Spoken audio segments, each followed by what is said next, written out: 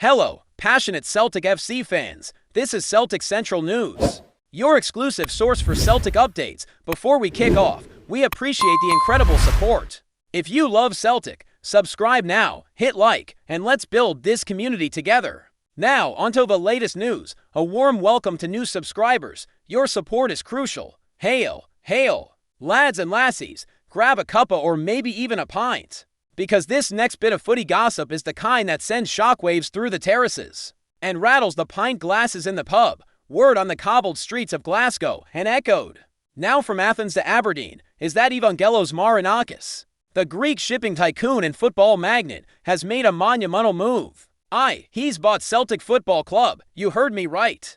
The same Marinakis who turned Olympiacos into a powerhouse in Greece and revived Nottingham Forest's legacy in England is now setting his sights on Parkhead. It's not confirmed by the club, not yet anyway, but enough smoke's billowing out of this fire that fans can't help but speculate. If this turns out to be true, we could be witnessing a new era for the boys, and maybe, just maybe, a serious tilt at European glory. Now let's no kid ourselves, Celtic's not exactly strapped for cash. The club's been run relatively well financially over the years, and their domestic dominance speaks for itself. But when it comes to making real waves in Europe, and I'm talking Champions League quarterfinals, semifinals, the real elite stuff, they've often fallen short. So when a name like Marinakis comes into the frame, with his deep pockets and bigger ambitions, fans start dreaming again. And it's not just about transfer budgets either, it's about vision. It's about someone who looks at Celtic Park and sees more than a top Scottish side. He sees a sleeping European giant, one with global potential. And if there's one thing the Greeks are known for, it's waking the gods. Let's be honest. Marinakis doesn't just buy football clubs to sit in the director's box and clap politely. He takes over, then storms the scene. Just look at what he's done at Nottingham Forest. Took a club that was stuck in the championship wilderness for decades and, through sheer investment and stubborn vision, got them back to the Premier League. Some might call it reckless spending, others call it ambition, but either way, the man gets results. Now imagine that firepower unleashed at Celtic. Imagine Champions League nights under the lights in Glasgow, but with a team stacked with top-tier talent, not just potential. That's the dream, innit? And if the murmurs are true, that dream might not be far off. Of course, with every big rumor comes skepticism. There are those in the Celtic faithful who'll be wary, and rightly so. Takeovers bring change, and not all change is good. Some fans fear losing the club's identity, the local soul that sets Celtic apart from the modern corporate behemoths of Europe. But Marinakis, by all accounts, isn't interested in whitewashing tradition. At Olympiacos, he's built on legacy. At Forest, he's tried to honor history. What he offers isn't a cultural reboot. It's a financial adrenaline shot, a chance to compete not just with Rangers, but with Real Madrid and Bayern Munich.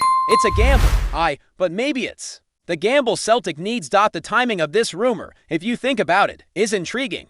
With Rangers showing signs of resurgence under Philippe Clement, and Scottish football in general starting to gain a bit more respect on the continent, perhaps Marinakis sees now as the perfect moment to strike. Celtic, after all, have the infrastructure, the fan base, the stadium, the global brand. What they lack is the firepower to turn promise into pedigree. And if Marinakis truly wants to build a European force, he couldn't ask for a more passionate base than the green half of Glasgow. The question is, does the board see eye to eye with him? Or is there a power struggle already brewing behind closed doors? It's not just fans who are whispering now. There's talk in the corridors of UEFA. And even some of the major European agents are sniffing around, sensing a potential gold rush in the East End. One source, who's remained anonymous for obvious reasons, claims that Marinakis has already started sounding out big-name managers in case the current regime doesn't fit his blueprint. Could we see a new boss on the touchline before the season's out? Or is this all just smoke and mirrors to unsettle things? Either way, it's got us all watching, waiting, and wondering. The calm before the storm. Perhaps, before we proceed, subscribe to our channel and enable notifications to receive all exclusive news about Celtic FC. Don't miss any details about your favorite team. It's extremely important for Celtic FC fans. There's also chatter, and mind, this is pure pub talk.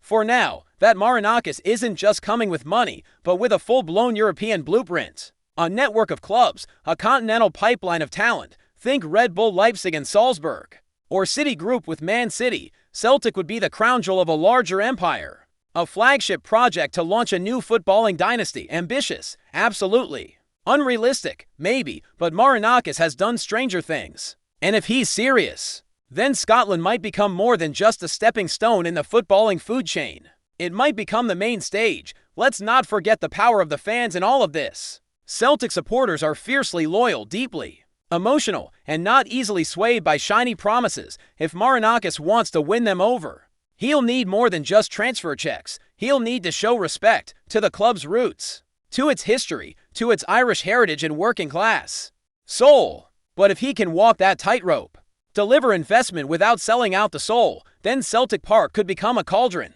like never before, a true fortress in Europe. That's the dream. And who knows, with the right signings, the right manager, and the right momentum, why not believe? At the end of the day, whether this rumor is concrete or just clever PR, it's lit a fire under the Celtic community. Everyone's talking, everyone's guessing, and that, in itself, shows just how big this story could be, because for the first time in a long time, there's a genuine feeling that Celtic might be on the cusp of something massive, a rebirth, a reawakening, not just in Scotland, but across the footballing world. And if Marinakis is indeed the man at the helm, then buckle up, lads, because the ride's about to get bumpy, brilliant, and bloody exciting. So keep your eyes peeled and your ears open. These things have a way of snowballing fast. One day, it's a rumor in the paper. The next, there's a press conference at Celtic Park and the whole world's watching.